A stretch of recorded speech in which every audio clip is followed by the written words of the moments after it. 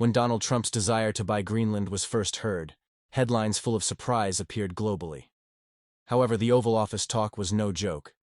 This demand was part of a U.S. strategy for global dominance. As Hiddenshift, we examine why this icy giant whets the appetite of superpowers. The issue was not merely land, but the critical resources shaping the future world. Buying Greenland didn't start with Trump. It was an old file in U.S. foreign policy. In 1867, the State Department made the first attempt, realizing the island's value. In 1946, Truman offered Denmark $100 million in gold. Trump's outburst was essentially a modern reflection of the American desire for Arctic dominance that has persisted for over a century. Looking at the map, you understand Greenland's importance. Standing as a shield between North America and Europe, it holds the gate from the Atlantic to the North Pole. For the U.S., this is the most critical northern buffer zone. Since rising Russian or Chinese influence here could threaten the mainland, Washington views this area as its vital backyard to protect. The proof of the island's value is Thule Air Base, America's northernmost military facility. Built during the Cold War, this base is the heart of missile early warning systems. Due to its proximity to space and Russia, it is an indispensable surveillance point. Trump wanted to buy the island to make this critical base's future independent of any deal with Denmark. The wealth beneath Greenland's glaciers is perhaps more valuable than its location. The island holds one of the world's largest reserves of rare earth elements, the building blocks of modern tech. Used in smartphones, EVs, jet engines, and missiles, these are vital. The U.S. wants to end external dependence for these critical raw materials, and Greenland offers a unique opportunity. China's monopoly in the rare earth market causes red alarms in Washington. Beijing controls a vast portion of global supply and can use this as a commercial weapon. Trump's move was a step to break this monopoly and secure U.S. industry. Control of Greenland's mines represents a vital insurance policy for the technological future of the Western world. The Kvanefjeld region hosts one of the world's largest undeveloped rare earth and uranium deposits. This is a dream for miners. However, the chance of Chinese companies operating here mobilized the U.S. Washington was ready to try every method to prevent such a strategic resource from falling under the control of its greatest global rival. Climate change threatens the world, but paradoxically increases Greenland's geopolitical value. Melting glaciers reveal unreachable minerals and lower mining costs. The Trump team saw this opportunity. Beyond disaster scenarios for superpowers, every melting glacier means billions in new economic potential and accessible raw material fields. Melting ice reveals minerals and new trade routes. The legendary Northwest Passage becoming navigable could shorten shipping times between Asia, Europe, and America. Controlling this route could be as strategic as the Panama Canal. Greenland stands at the center of this new path, a key point capable of controlling future ship traffic and global logistics.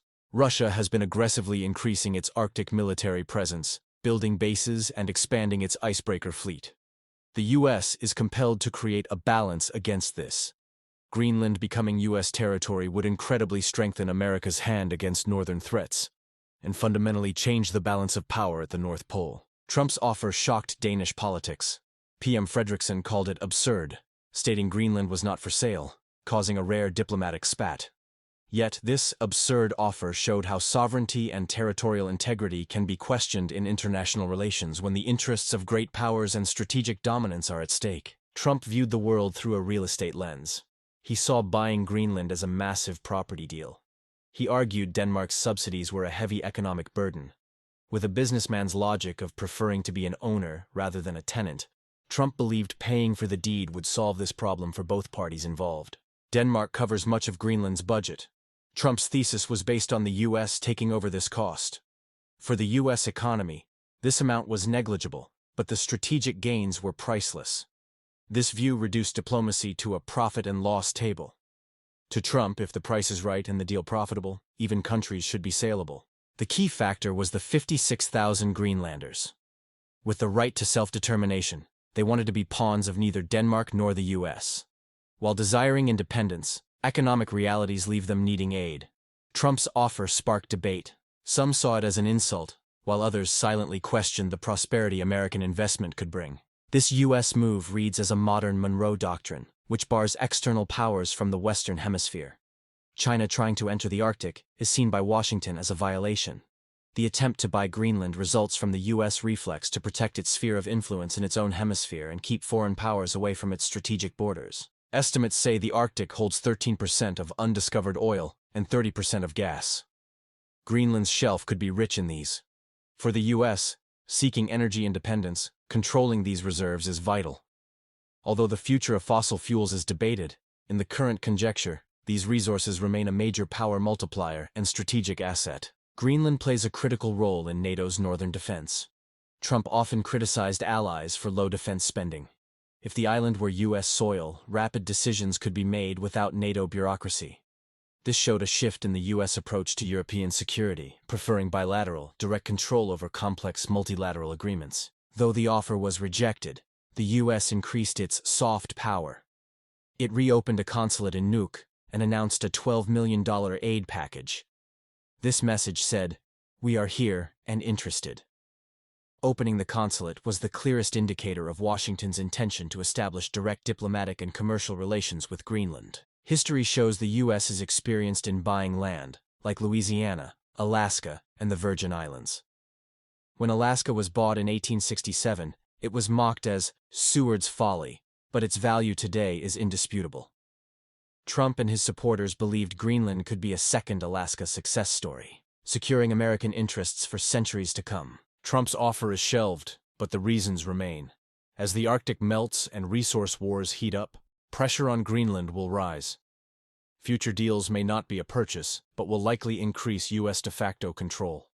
As great power competition shifts north, Greenland will cease to be a quiet island and will continue to be the center of the storm.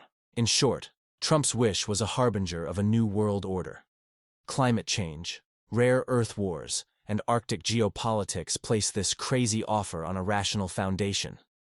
Today on Hiddenshift, we examine the strategies behind the iceberg.